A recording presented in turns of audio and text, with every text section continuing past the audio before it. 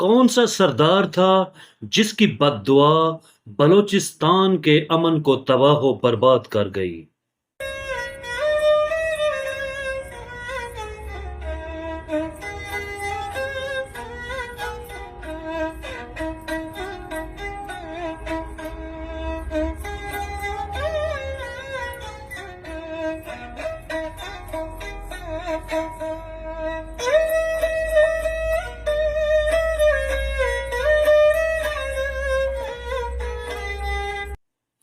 یہ کہانی ہے 70 سالہ بلوچ سردار قرآن پاک پر لیے گئے عہد کی۔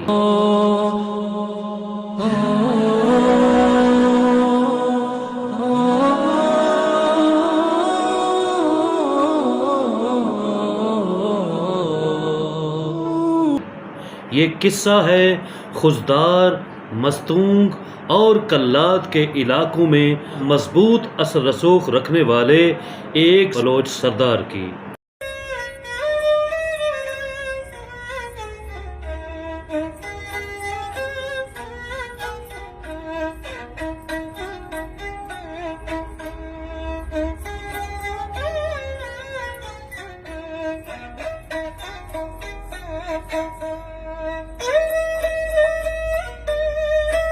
یہ داستان ہے نواب نوروز خان کی، جسے بلوچستان کی عوام نے بابو کا نام دیا۔ السلام علیکم۔ اپنے یوٹیوب چینل انصاف، عدالت اور وکالت کے ساتھ مائی سیلف ارشاد خان دشتی بلوچ آپ کی خدمت میں حاضر ہوں۔ خضدار، کلات اور مستونگ کے علاقوں میں اپنا ایک طاقتور اثر رسوخ رکھنے والے سردار نواب نوروز خان ظاہری 1880 کو خضدار کے علاقے میں پیدا ہوئے۔ 1958 میں مسلمانوں کے مشہور غدار میر جعفر کے پڑپوتے سکندر مرزا نے پاکستانی فوج کے سربراہ جنرل ایوب خان کو ملک میں مارشل لا لگانے کی دعوت دی، جسے 7 اکتوبر 1958 کو ایوب خان نے قبول کر لیا۔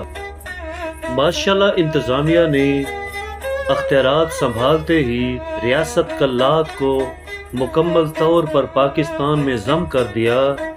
خان آف کلات میر احمد یار خان کو گرفتار کر لیا گیا اور دیگر بلوچ سرداروں کی گرفتاریاں بھی شروع کر دی گئیں۔ یہ سب کچھ بلوچی روایات اور ضابطوں اور قبائلی خود مختاری کے خلاف تھا۔ 1959 میں سردار نوروز خان ظاہری نے اپنے مسلح ساتھیوں کے ہمراہ مسلح بغاوت کا اعلان کر دیا۔ ان کا مرکز خضدار، کلات اور مستونگ کے پہاڑی علاقے تھے۔ ان کے ساتھ سینکڑوں پرجوش بلوچ نوجوان شامل تھے۔ اس قبائلی فورس نے فوجی چوکیوں پر حملے شروع کر دیے۔ مارشل لا انتظامیہ نے فوجی آپریشن کا آغاز کر دیا۔ اس فوجی آپریشن کا نام ہنی مون رکھا گیا اور مارشل لا انتظامیہ نے نواب نوروز خان ظاہری کا گھر دھماکے سے اڑا دیا۔ نواب نوروز خان کو قرآن پاک پر حلف دے کر یہ یقین کرایا کہ اگر وہ ہتھیار ڈال دیں سردار نوروز خان کے ساتھ بلوچی روایات کے مطابق باوقار سلوک کیا جائے گا۔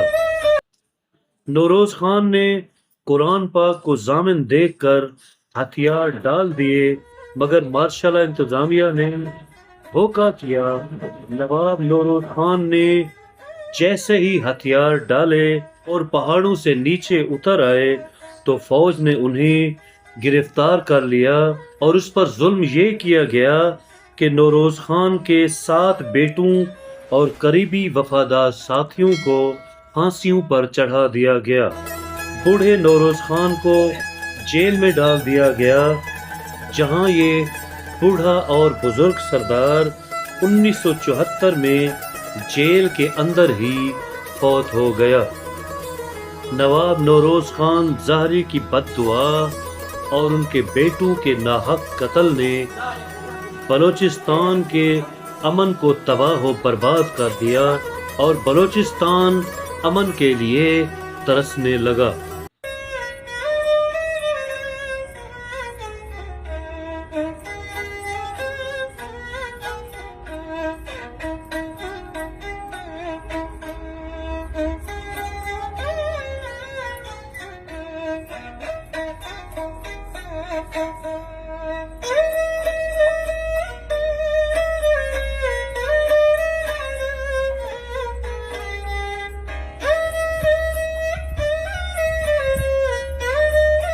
نوروز خان کے ساتھ کی گئی بدعہدی اور دھوکے کو بلوچ عوام نے قبول نہیں کیا اور بلوچستان میں عسکری مزاحمت کا جواز پیدا ہو گیا۔